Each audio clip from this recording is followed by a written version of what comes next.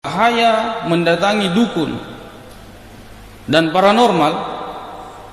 Kata Rasulullah sallallahu alaihi wasallam, "Man ata 'arrafan." Siapa yang mendatangi paranormal, kemudian dia bertanya tentang sesuatu, bertanya saja, maka tidak diterima salatnya selama 40 hari. Bertanya saja. Kita biasanya kalau ada masalah, aku saya maku tenangi dia. Aku saya suruh mitai-itai. Coba pergi. Ketika kita pergi, kita tidak percaya, kita bertanya saja. Maka Allah tidak menerima salat kita selama 40 hari. Ini hadisnya sahih. Rasulullah SAW yang ucapkan. Bagaimana kalau kita percaya?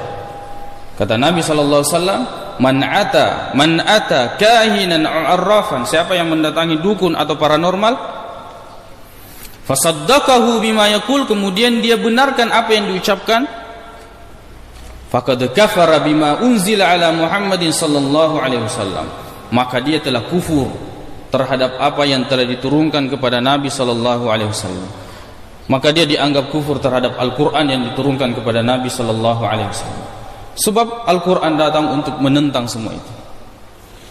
Sembah hanya kepada Allah Subhanahu wa taala, dan jangan kalian melakukan kesyirikan.